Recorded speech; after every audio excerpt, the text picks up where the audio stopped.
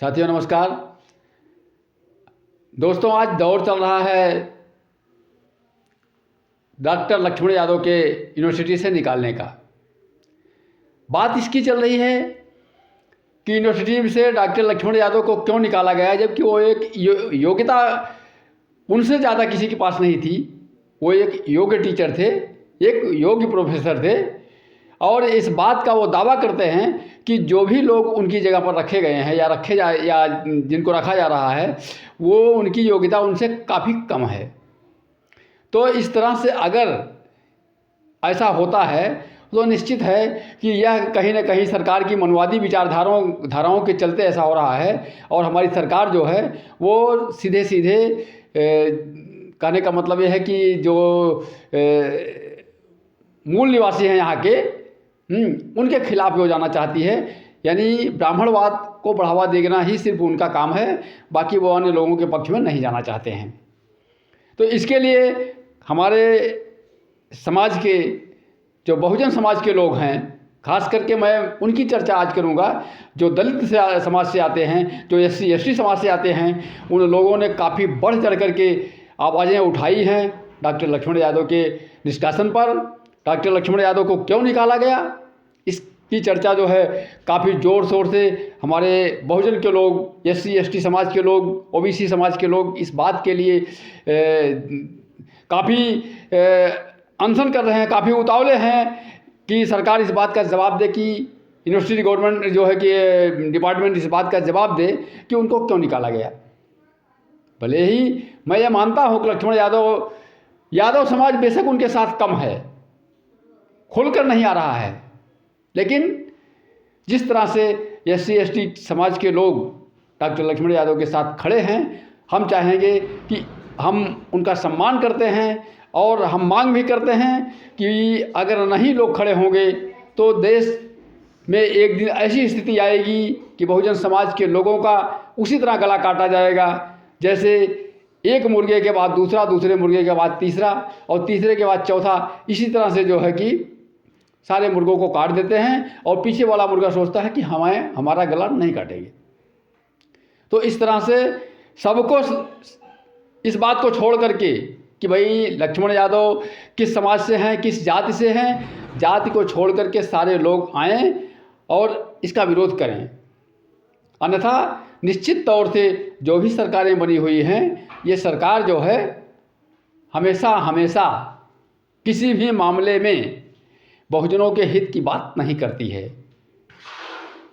अगर देखा जाए तो पहले से भी यूनिवर्सिटियों में पहले से ही बहुजन समाज के लोग नाम मात्र के हैं, कहीं इक्के दुक्के प्रोफेसर मिलते हैं। जो 10-20 प्रोफेसर हैं भी उनको भी ये लोग निकाल करके बाहर फेंक देना चाहते हैं। तो अगर आप लोग एकजुट होकर के नहीं लड़ेंगे तो निश्चित तौर से आप हार मानेंगे और एक न एक दिन हर किसी का गला काटा जाएगा। छोटी छोटी पार्टियां बनी हुई हैं, हर पार्टी अपनी बात रखती है, जब बात आती है बहुजन की तो लोग पीछे हट जाते हैं।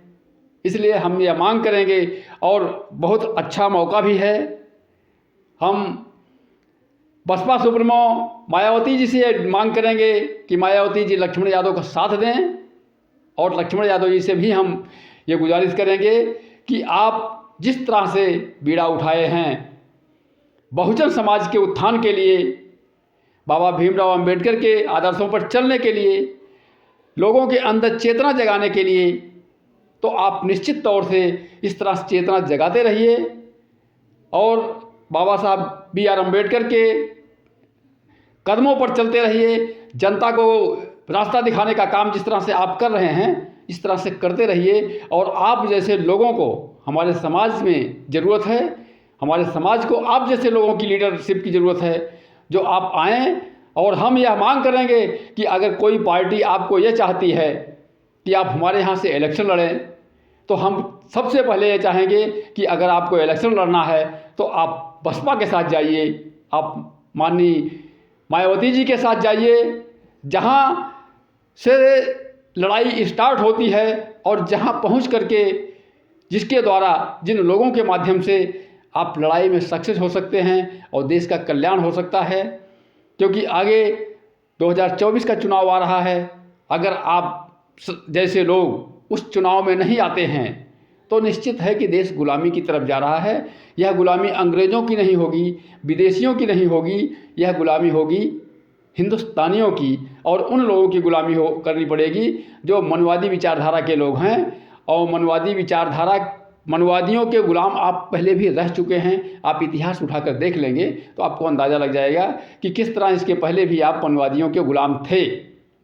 लेकिन बड़े बड़े दिग्गजों के द्वारा, पेरियार फुले और बाबा साहब B.R. अम्बेडकर जैसे लोगों के विचारधाराओं के माध्यम से, उनके उस त्याग के परिणाम स्वरूप आपको यह मुकाम मिला है।